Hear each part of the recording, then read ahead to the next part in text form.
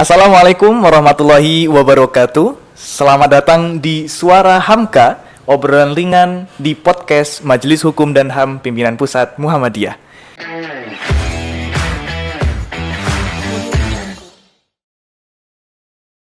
Di sini kita akan membahas isu-isu strategis, isu hukum dari keadilan, hukum hak asasi manusia, dari nilai keadilan, kemanusiaan, dan tentunya keislaman.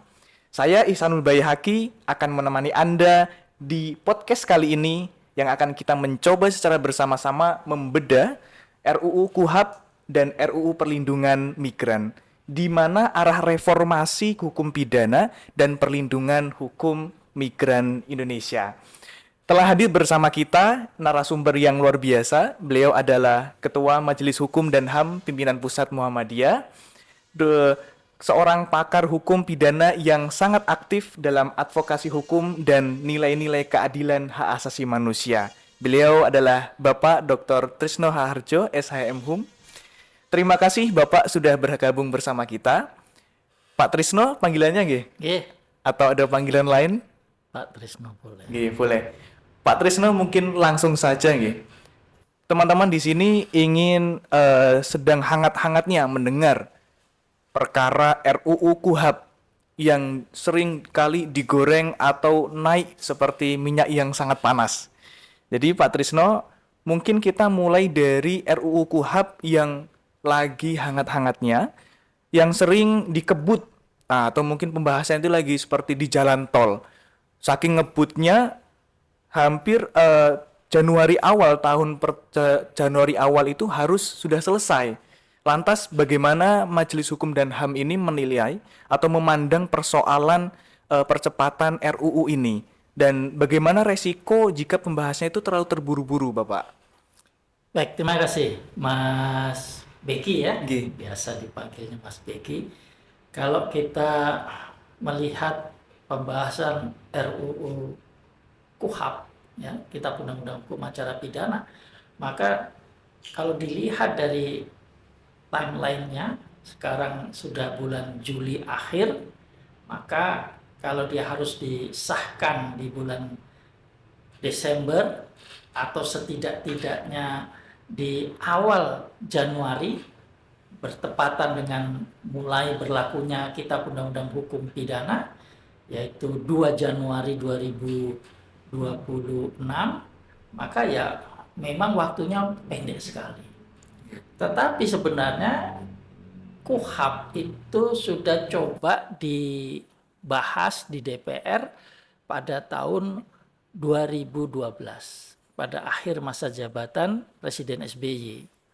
Namun itu sangat dinamis mengingat periode Pak SBY akan berakhir pada masa tahun itu, sehingga pembahasannya kemudian sepertinya tidak dilaksanakan. Lalu kita konsentrasi betul untuk menyelesaikan Kitab Undang-Undang Hukum Pidana. Nah, sehingga akhirnya itu menjadi pilihan yang diupayakan selesai dan selesai pada akhir 2022 dan kemudian berlaku sebagai Undang-Undang Nomor 1 Tahun 2023. Namun diperlukan waktu untuk pelaksanaannya. Nah, waktu pelaksanaannya ini kan 3 tahun. 2023 baru akan terlaksana 2026 ke depan.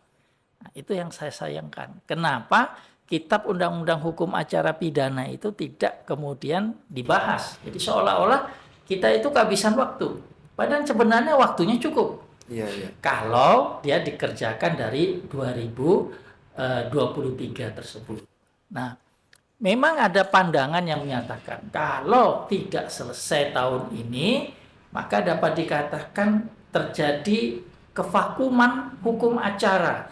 Sehingga Kitab Undang-Undang Hukum Pidana yang berlaku pada tanggal 2 Januari 2026 dapat dikatakan tidak dapat dilaksanakan.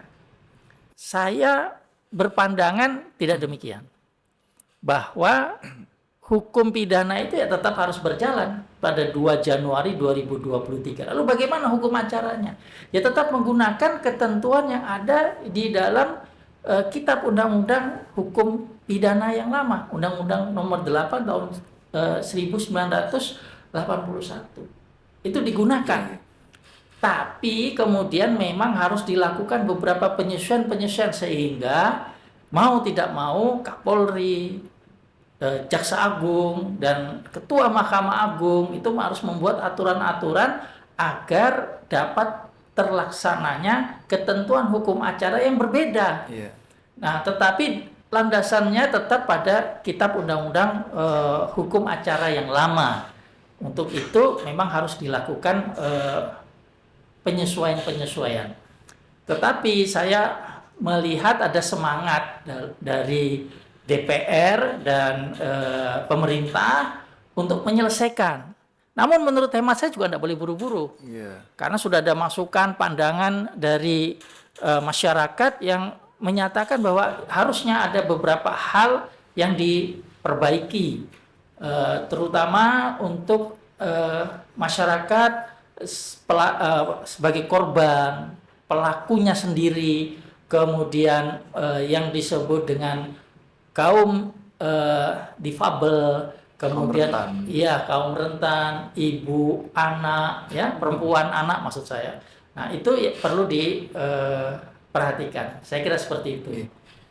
Karena kita melihat nih Pak, ketika pidana atau dari sisi substansinya saja dan acaranya, mungkin ketika dirubah atau ketika ada RUU akan ada instansi-instansi yang harus menyesuaikan tadi. Ada instansi kepolisian, kemudian bagaimana jaksa nanti berjalan, mahkamah dari peradilan. Nah, jika RUU KUHAP ini tadi saya menarik dari istilah yang dengan sebutkan, jika RUU KUHAP ini tidak selesai, nah dan ataupun belum disahkan pada waktu yang sudah ditentukan, secara hukum atau secara konstitusional itu apakah akan menimbulkan masalah seperti itu, dan implikasinya bagi sistem peradilan atau instansi-instansi yang disebutkan tadi seperti apa nih Pak? Mas Beki, memang kalau kita berbicara apakah ini akan memiliki implikasi, pasti kan. Karena hukum acaranya jelas berbeda. Kitab Undang-Undang Hukum Pidananya itu jelas sudah berbeda. Ada aturan-aturan yang kemudian juga harus melakukan penyesuaian, dan tentu hukum yang dibuat tahun 1981 meskipun disebut sebagai karya agung itu tidak bisa menyesuaikan dengan kondisi yang sekarang pas, gitu ya. Artinya ada hal-hal yang tentu sudah berkembang dari tahun 81. Ya, sekarang 2025 tentu ada perubahan itu. Apakah itu kemudian akan menimbulkan persoalan-persoalan? Bisa ya. Tentu semangat untuk menyelesaikan penyusunan undang-undang ini kita hormati. Namun tidak boleh itu menjadikan alasan sembarangan. Ya. Maka perlu secara sungguh-sungguh DPR dan pemerintah itu kemudian melakukan pembahasan secara terbuka dan kemudian menerima masukan-masukan yang ada. Saya kira DPR itu sudah bagus ya meminta pandangan-pandangan ahli hukum pidana, kemudian advokat, itu kemudian mereka menyampaikan pandangan-pandangannya. Nah, tetapi kemudian ada masyarakat sipil yang menyatakan bahwa ini seharusnya ada tambahan pengaturan. Kenapa tidak kita dialogkan dengan baik? Bukan tidak bisa. Saya meyakini itu bisa. Dan waktu itu bisa dikerjakan semua di DPR dalam kurun waktu yang sudah ditentukan sampai dengan pengesahan. Apa yang tidak bisa kalau ada semangatnya? Saya ambilkan contoh ya.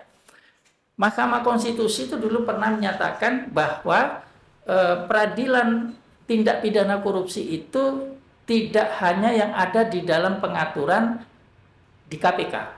Karena kalau yang diatur di KPK itu hanya dapat digunakan kalau penyidiknya, penuntutnya adalah KPK. Sedangkan kalau kepolisian, kejaksaan itu di pengadilan negeri biasa. Maka perintahnya adalah 2009 akhir itu harus jadi. Oh itu sampai mau berakhir itu DPR nggak buat. Iya, iya, Nah, iya. akhirnya mereka buat, ya. Nah, saya menganggap ini juga satu hal yang seharusnya tidak boleh terjadi. Tadi sudah saya katakan, 2023, ya sekarang 2025, ngapain aja dia tenggang waktu yang ada itu untuk menyelesaikan penyusunan yang Iya. ada. Nah, sekarang tinggal waktu yang ada ini ya semua komponen yang memberikan pandangan didengar. Kemudian dirumuskan, disusun dengan sebaik-baiknya.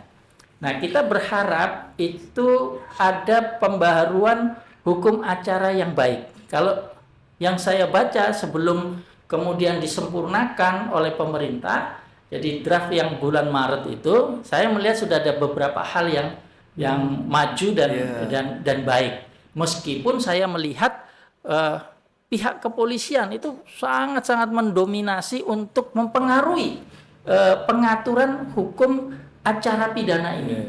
Salah satu contoh yang menurut hemat saya perlu dipikirkan oleh penyusun undang-undang adalah kepolisian itu sebagai yang memeriksa hasil penyidikan PPNS atau penyidik di luar kepolisian. Kepolisian. Nah, kecuali kemudian yang diberikan pengecualian itu KPK kalau dia melakukan penyidikan, kemudian kejaksaan kalau dia melakukan penyidikan, dan TNI Angkatan Laut.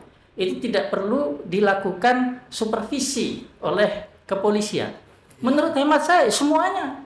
Artinya polisi itu sebagai penyidik untuk tindak pidana umum atau tindak pidana khusus yang dia diberikan hak untuk melakukan penyidikan. Lalu yang penyidik-penyidik yang dibentuk oleh undang-undang, misalnya penyidik hak kekayaan intelektual, penyidik terkait dengan cukai, penyidik terkait dengan tindak pidana kehutanan misalnya. Nah, itu tidak perlu dia koordinasi dengan pihak kepolisian dan harus tunduk kepada kepolisian. Jadi mereka ya menyelesaikan penyidikannya. Itu contoh. Kalau itu bisa diharmonisasi dengan baik dan kemudian kepolisian tugasnya di dalam penyidikan, kepolisian tidak pidana umum dan tidak pidana khusus yang diberikan, kenapa tidak seperti itu? Saya ingin menyatakan begini, ya kalau tahun 81 mereka harus disupervisi, wajar. Karena mereka mungkin masih dalam tahapan belajar lah istilahnya seperti itu. Loh, kalau sekarang masih belajar terus, kan ya enggak. Artinya sudah mampu. Saya meyakini itu mampu. Didampingi oleh kepolisian kan boleh kalau dia mengundang kepolisian. Jadi istilahnya dia membantu itu kalau dia diundang. Tapi kalau penyidik ini yang di kementerian-kementerian itu mampu melakukan sendiri, dia diberikan hak untuk mandiri melakukan. Yang saya khawatirkan adalah intervensi dari kepolisian pada suatu tindak pidana yang sebenarnya sudah bisa dibawa ke pengadilan, lalu oleh penyidik kepolisian dikatakan oh belum. Nah, ini yang menurut hemat saya perlu dilakukan perbaikan. Gitu, Mas. Kemarin tuh Pak sempat viral nih Pak. Jadi ketika perumusan salah seorang anggota DPR mengatakan seperti ini, ketika di forum terkait partisipasi publik. Jadi mengundang untuk seluruh masyarakat Indonesia untuk sama-sama berpartisipasi atau mengawasi proses legislasi ini. Kami sediakan sampai untuk menginap seperti ini kan, seorang wakil rakyat yang kemudian juga mengajak kita, dan ya saya kira ini cukup progresif lah untuk menawarkan hak-haknya seperti itu. Nah, dari sini sepertinya dari konteks pengawasan tadi nih Pak, adanya soal perlindungan terhadap kelompok rentan. Tadi kan jenengan sudah bilang berkaitan dengan kaum disabilitas, rentan, perempuan. Nah, rumusan saat ini yang sedang berlangsung, apakah sudah cukup kuat atau mengakomodir kepentingan-kepentingan mereka ini, Pak? Harapan saya sudah mengakomodir, tapi kalau melihat rumusan yang ada di bulan Maret, yang terakhir itu yang kemudian sebelum diserahkan pemerintah kepada DPR, yang dilihat oleh publik, itu agak mengkhawatirkan karena rumusannya itu pokoknya ada. Nah, kalau rumusannya pokoknya ada, itu kan menjadikan perlindungan terhadap mereka itu tidak terlihat. Bahkan misalnya begini, kaum difabel itu kesannya dia tidak jelas antara pelaku, difabel yang pelaku dan difabel yang korban. Nah, itu tidak kelihatan. Bagaimana kemudian pengaturan itu memberikan ruang bagi misalnya difabel yang korban. Bayangkan dia seorang difabel kemudian menjadi korban tidak pidana, apalagi kalau misalnya pelakunya juga sesama difabel. Itu kan jadi masalah tersendiri. Tetapi kan kalau pengaturannya sudah dilakukan dengan baik, itu kan lebih mudah, ya. Maksud saya penegak hukum itu memiliki arah dari pengaturan yang ada. Nah, yang ini kita harapkan itu sudah dilakukan perbaikan. Terhadap perempuan pun demikian. Jadi pengaturannya masih perlu untuk pendalaman lebih lanjut. Anak termasuk demikian. Jadi yang memang sudah cukup banyak dilakukan pengaturan itu terhadap hak tersangka, ya. Hak tersangka itu sudah dilakukan dengan banyak. Kemudian saksi, ya, secara umum dia juga lebih saksi yang umum, ya, variasi, ya. Tapi kalau kemudian kita berbicara yang spesifik, nah itu yang memang punya hal yang perlu diperbaiki. Mudah-mudahan draft yang terakhir itu sudah lebih banyak dan lebih baik. Kira-kira draft nanti bakal turun bulan berapa, Pak? Yang terakhir nanti? Nah, kalau draft sebenarnya sudah diserahkan, ya, sudah dibahas, karena ketika pemerintah memberikan daftar isian masukan terkait dengan undang-undang ini kan inisiatif DPR. Nah, maka DIM-nya itu akan disusun oleh pemerintah dan sudah diserahkan. Maka itu ada pembahasan, ada perbaikan-perbaikan sesuai dengan perkembangan. Dan tidak boleh menutup masukan-masukan dari masyarakat. Apalagi tadi disampaikan DPR-nya sendiri ngundang gitu, boleh tidur dan seterusnya. Nah, itu menjadikan hal yang menunjukkan keseriusan mana yang memang bisa diakomodir dengan baik, itu diakomodir. Harapan saya kan harapan yang kita optimis dulu lah ya, Pak, ya. Harus optimis. Ya. Salah satu ketentuan lain juga, Pak, ini terkait dengan otopsi. Jadi sebenarnya otopsi ini kan cukup sensitif ya kalau terkait dengan korban. Nah, ketika otopsi atau ketentuan otopsi ini diatur di RUU KUHP yang terbaru ini melindungi perlindungan terhadap hak korban, keluarga korban, dan memastikan akuntabilitas yang kompatibel juga dari sisi penegak hukum. Nah, kira-kira dari MH sendiri, apakah ada catatan khusus terkait dengan otopsi, perlindungan korban, seperti itu, Pak? Ya, kaitan dengan otopsi ini kami memberikan masukan. Masukan yang kami sampaikan adalah seharusnya diberikan kesempatan kepada para pihak yang meminta otopsi tersebut, ya, untuk kemudian mendatangkan dokter independen atau melakukan otopsi kedua. Melakukan otopsi kedua sesuai dengan pengaturan yang ada. Nah, kalau sekarang kan belum diatur otopsi yang keduanya. Otopsi yang pertama itu harus dari kepolisian juga. Otopsi yang kedua kalau memang harus dilakukan itu harus juga dilakukan oleh kepolisian. Nah, dengan demikian tidak ada ruang misalnya korban atau pelaku misalnya dia mendatangkan dokter otopsi independen menurut pandangannya. Ya. Contohnya kasus Yono yang ada kemudian kepolisian menyatakan sudah melakukan otopsi, ya. Lalu datanglah dokter-dokter independen ini. Mereka melakukan otopsi dan menyatakan belum pernah diotopsi, ya. Tapi kepolisian tetap bersikukuh mereka melakukan otopsi. Ketika kami telusuri, mereka melakukan otopsi dengan pandangan mereka menggunakan teknologi masa depan. Memang ada teknologi masa depannya itu, ya, otopsinya itu seperti kalau kita melakukan pemeriksaan semacam ronsen atau CT scan, ya, modelnya seperti itu, ya.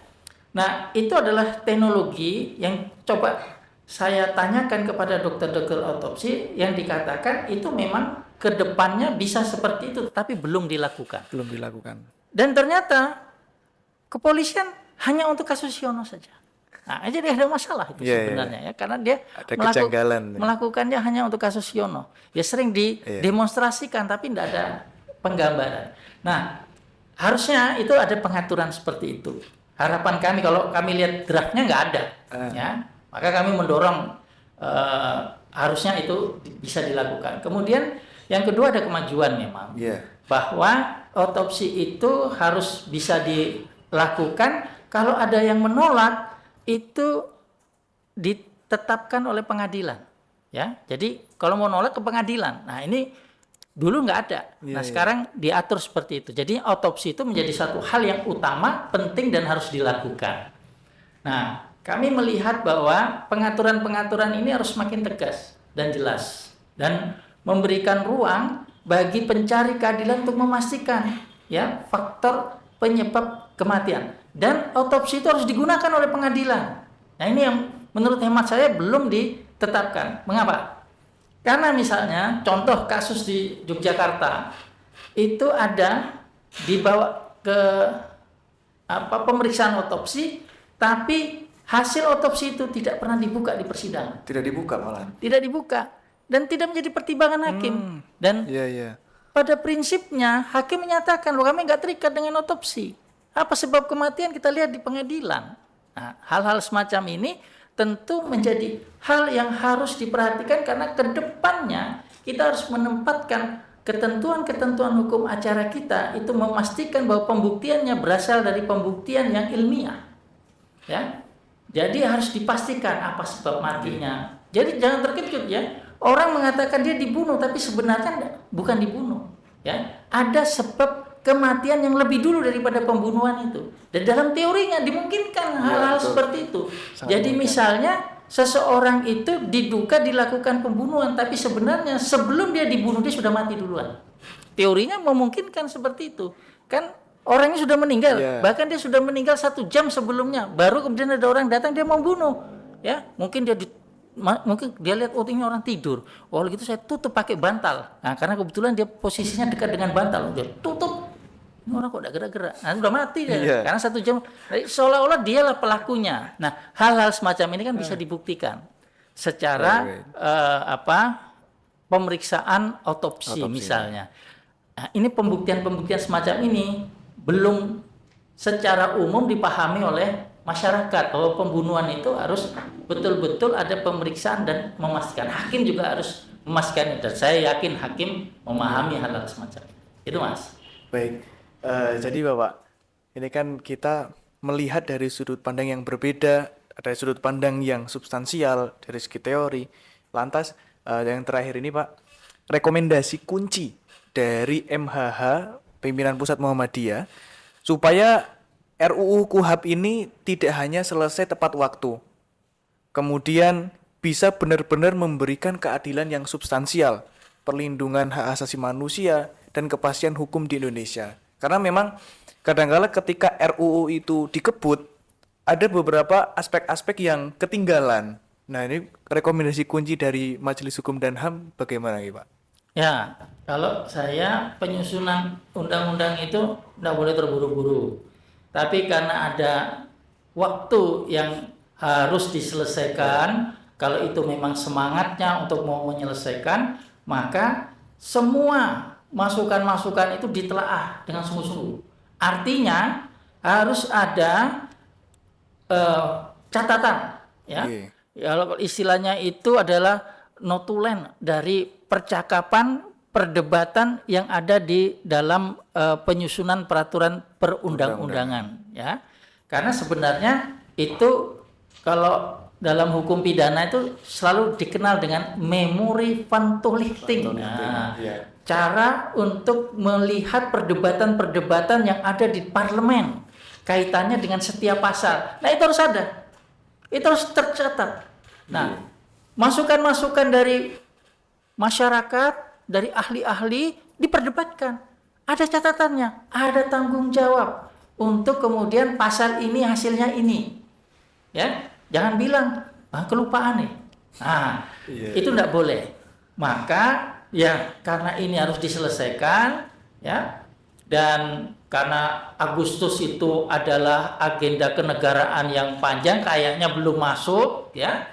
Tetapi kan setelah itu harus dibahas ya. Mungkin dari sekarang juga sudah dibahas, kemudian istirahat dulu ya. Ada agenda kenegaraan, baru kemudian dikebut lagi.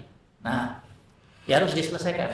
Kalau memang itu menjadi target ya, akan disahkan dan berlaku 2 Januari 2026, saya menganggap masih mungkin.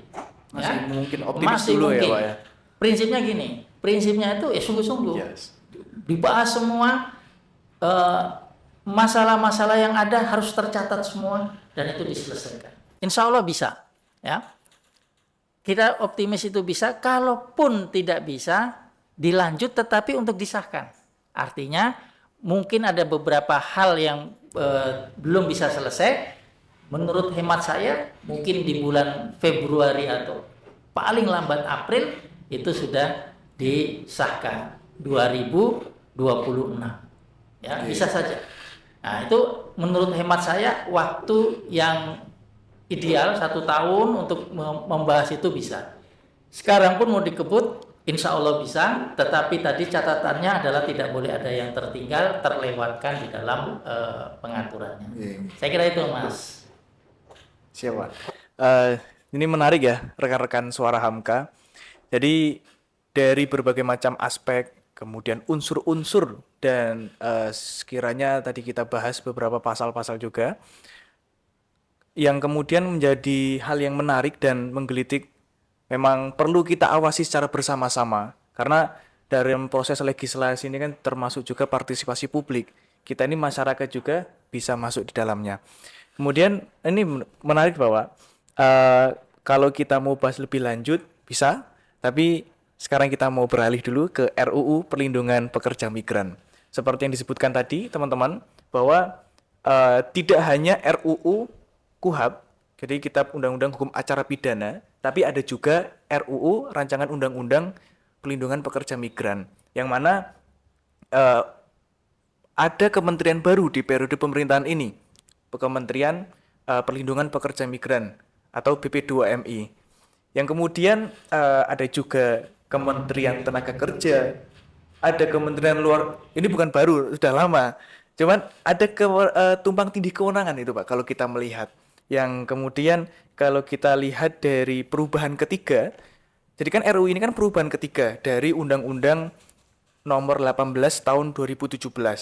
Kemudian dari RUU ini kita harus melihat juga kewenangannya. Tadi ada Kementerian Luar Negeri, Pekerja Migran, ada Kementerian Ketenagakerjaan, dan Kementerian Dalam Negeri. Ini kan ada beberapa kementerian yang saling berkaitan. Nah, dari sudut pandang Majelis Hukum dan HAM, apakah perubahan yang diajukan bisa mencerminkan perbaikan yang substansial bagi perlindungan pekerja migran Indonesia, atau malah justru memperumit birokrasi yang selama ini menjadi akar masalah? Karena ini birokrasi yang terlalu panjang atau sulitnya antara atas dan bawah, kemudian antara lembaga-lembaga yang lain, itu bagaimana ya Pak? Ya, kalau saya melihatnya, apakah birokrasi itu menjadi bermasalah, karena kembali kepada pekerja migran ini. Ya. Betul-betul